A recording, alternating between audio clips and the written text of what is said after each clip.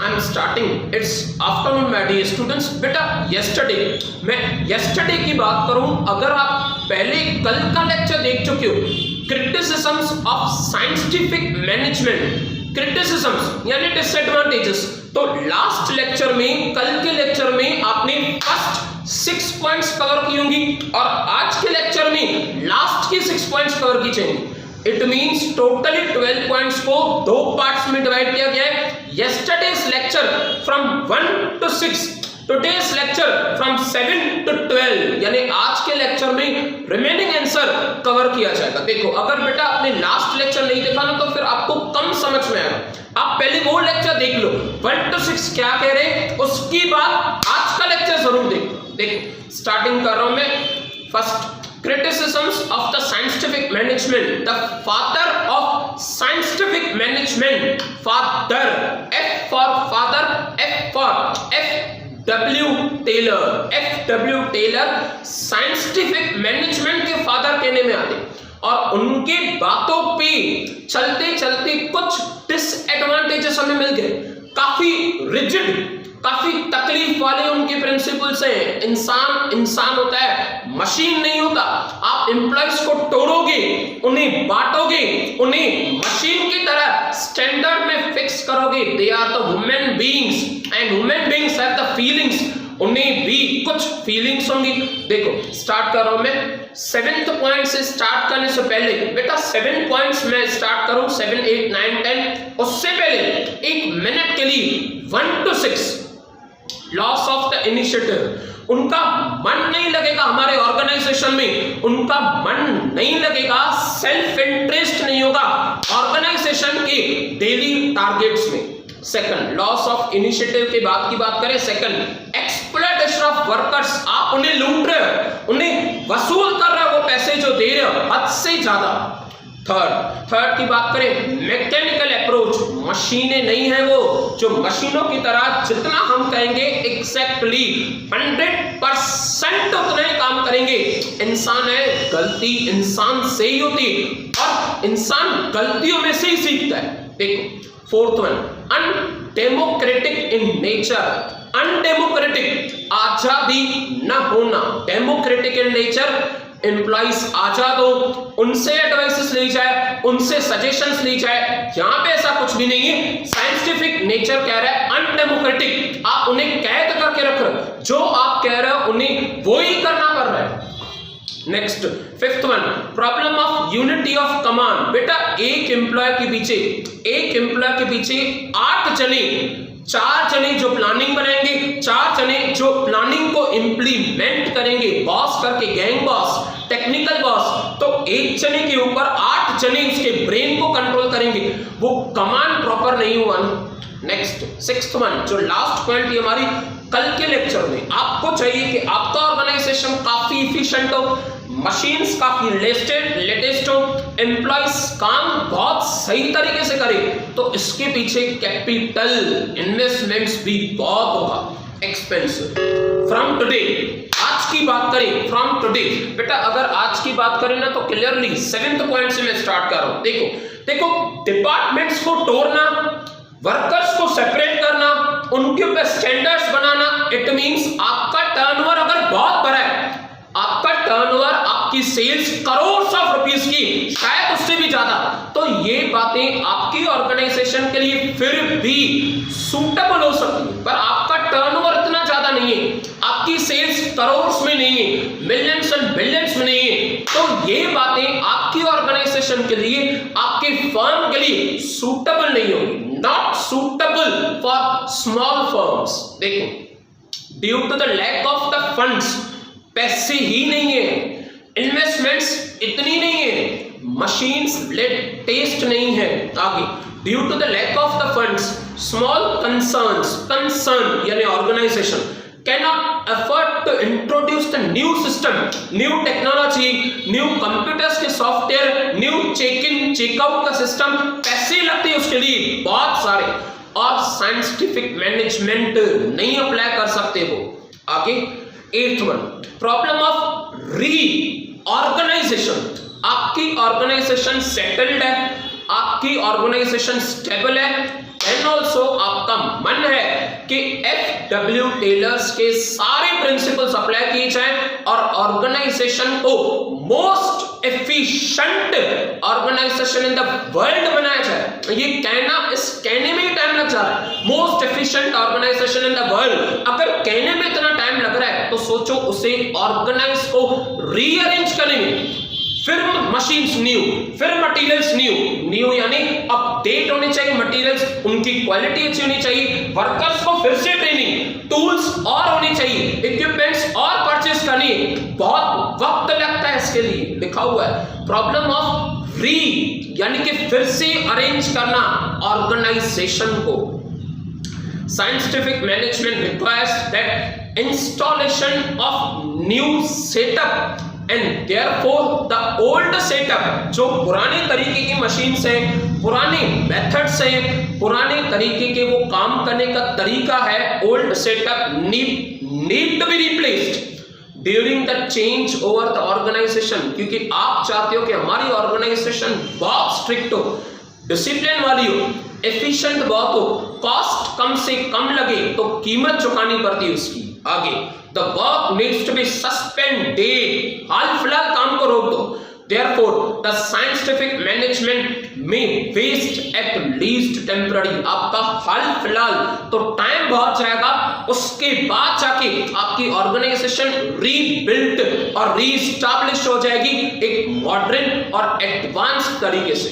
Next 9th one, काफी easy points है बेटा, पॉइंट्स का कंटेंट भी इतना नहीं है, उनकी मीनिंग भी काफी इजी है। To be very frankly chapter और क्वेश्चन, चैप्टर भी और क्वेश्चन भी काफी इंटरेस्टेड है। देखो आगे, प्रॉब्लम ऑफ ओवर प्रोडक्शन। देखो पैसों की लालच, आप पैसों की लालच दे रहे हो वर्कर्स को, आप उन्हें ग्रीडीनेस कर रहे हो उनके पीछे, पैसों के पीछे।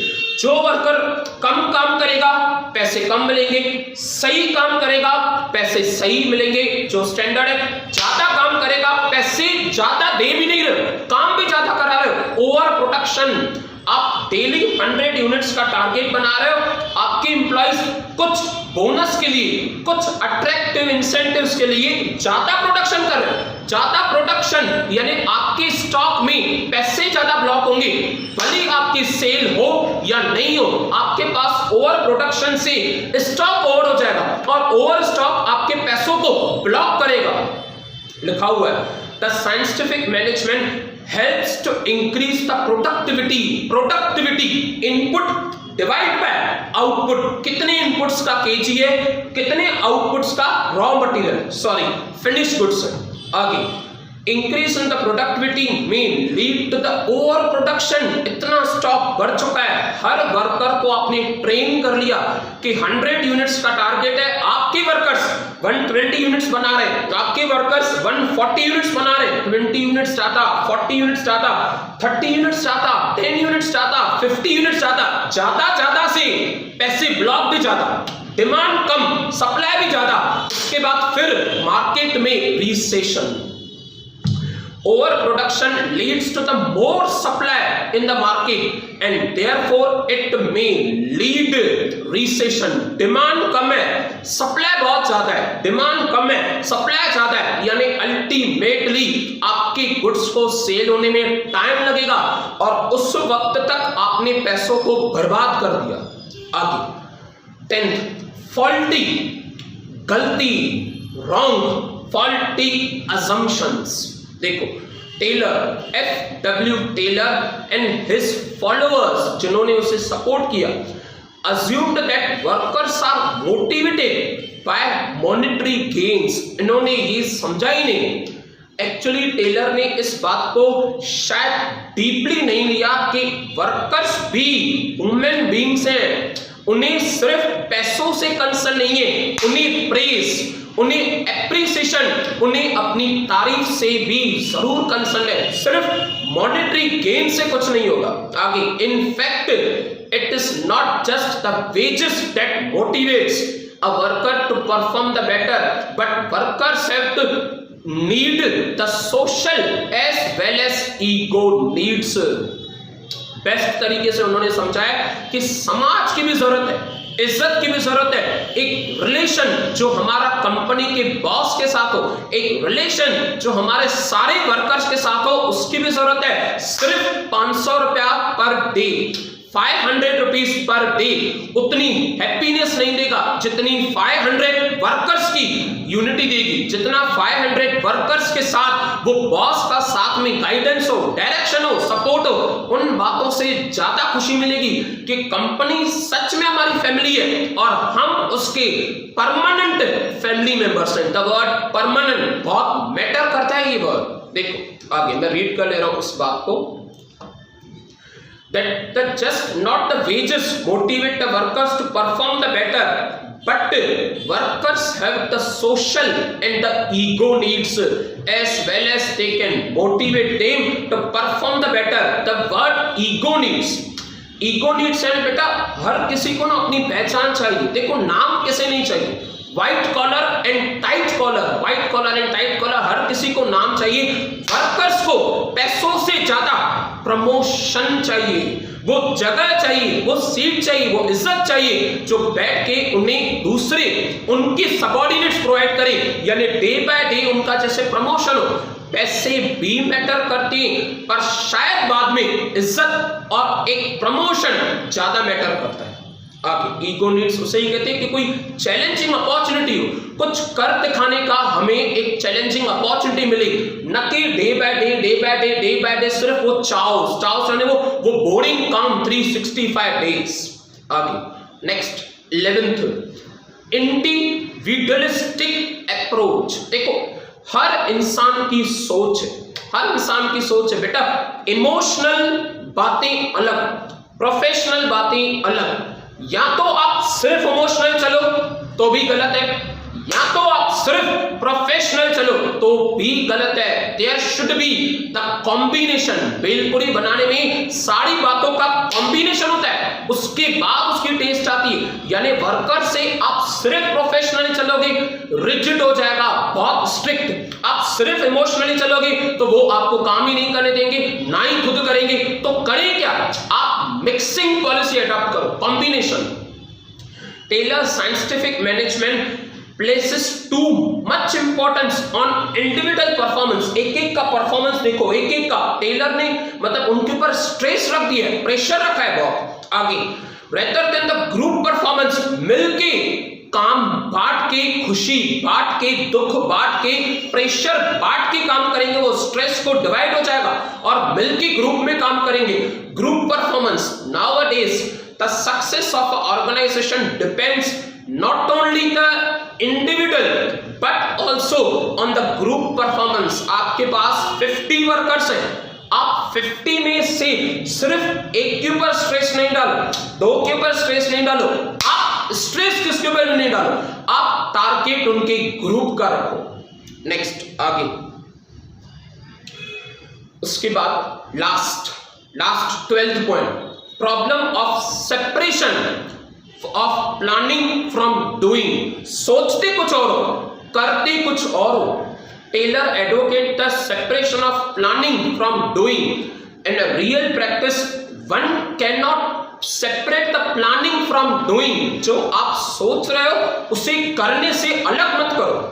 The planners should also be engaged in doing. देखो ना बेटा, खाना खाने वाले को खाना बनाने वाले की मेहनत का नहीं पता होता है, खाना बनाने वाले को पता है कि मेहनत कितनी लगती है। यानी जो सोच रहा है ना उसे करने पे मजबूर करो, जो प्लानिंग कर रहा है उसे प्रैक्टिकल एक्सपीरियंस दो कि चीजें करने से कैसे पता चलता है, नहीं तो वो प्रेशर वर्कर्स के ऊपर आ जाएगा। प्लानिंग करने वाला सिर्फ सोचता जाएगा तो वर्कर्स के लिए वो टारगेट बन जाएगा, वो पूरे दिन के रूटीन बन जाएगा।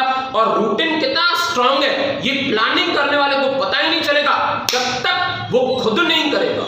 आगे Tailors advocate the real practice from doing.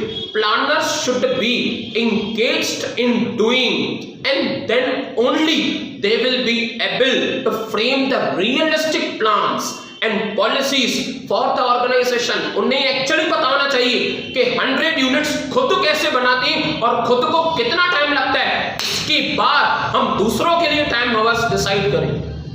12 points आपकी कंप्लीट हुई है। Revision begins from 7th point. 7th point है आपकी not suitable for small firms. Small firms के लिए नहीं, जहां पे सिर्फ 8 वर्कर्स हो, 6 वर्कर्स हो, 10 वर्कर्स हो, 20 वर्कर्स हो, जितने ज्यादा उतनी ज्यादा बात शायद सूटेबल हो, शायद, क्योंकि हमने डिसएडवांटेजेस भी काफी पढ़े हैं। 8 प्रॉब्लम ऑफ रीऑर्गेनाइजेशन, फिर से पूरी ऑर्गेनाइजेशन को अरेंज करोगे तो टाइम जाएगा, कॉस्ट जाएगी, मनी जाएंगे, मेथड्स चले जाएंगे, सब कुछ हाथ से चला जाएगा, सब कुछ वापस नई चीज हाथों में आने के लिए। 9th one problem of over production, 10 units ज्यादा, 20 यूनिट्स ज्यादा, 30 यूनिट्स स्टैंडर्ड से ज्यादा, तो ज्यादा प्रोडक्शन हो जाएगी, ज्यादा प्रोडक्शन है, ज्यादा डिमांड थोड़ी है। फॉल्टी असम्पशंस, गलत, झूठे, जो सही नहीं हो शायद इतनी। 11th इंडिविजुअलिस्टिक अप्रोच, एक एक की सोच मत रखो, ये सोचो कि ग्रुप में मिलकर कितनी प्रोडक्शन होगी। Last 12th problem of separation of planning from doing. देखो कंप्लीट हो चुके हैं आपके 12 के 12 आंसर्स। बेटा इस आंसर को रिटर्न जरूर कर लेना, must return should be on daily basis for every lecture. Last quote of the day, quote of the day के बाद बेटा हमारा लेक्चर सक्सेसफुली कंप्लीट हो जाएगा। देखिए, डू द राइट थिंग, एकदम सही काम करो। When no one is watching, भले कोई भी नहीं देख रहा है। देखो आज लॉकडाउन है, आप पढ़ रहे हो नहीं पढ़ रहे हो, आपसे फ्रेंड्स आपका सवाल नहीं करेंगे, आपके रिलेटिव्स आपसे क्वेश्चन नहीं करेंगे, आप घर पे बैठे हो, आप खुद किसी को नहीं बताओगे कि पढ़ रहे हैं या नहीं पढ़ रहे हैं। बट देन ऑल्सो एक रूम में बंद करके खुद से जरूर पूछना, उस मिरर में देख के कि क्या सही कर रहे हैं, ड्यूटी दे रहे, परफॉर्मेंस दे रहे, एफर्ट्स किसी के लग रहे, वो प्रॉपरली यूटिलाइज कर रहे हैं। डू द राइट थिंग, सही पक्का करना when no one is watching, क्योंकि जब लोग देखेंगे, जब क्लासेस पे आओगे, जब फ्रेंड्स पूछेंगे, जब टेस्ट्स होगी, तो सवाल का जवाब क्या देंगे, और वो जवाब हार्डवर्क के बगैर नहीं हो सकता। Yes, do the right thing. आज ही आपको टाइम है एकदम सही करने का, to secure the future when no one is watching. भले कोई नहीं देखे, उसे इंटीग्रिटी कहते हैं। हम मिरर में कम से कम खुद से तो बात कर सकेंगे, खुद का सेटिस्फेक्शन, अपना फेस रिकॉग्नाइजेशन करके तो समझ पाएंगे। मोबाइल के फेस आईडी देखने से कुछ भी नहीं होता, खुद का फेस आईडी देखो, उससे आपको पता चलेगा कि आपका फ्यूचर कितना सिक्योर है। That's sufficient for today. We'll again continue tomorrow. Bye. Take care. Have a nice day.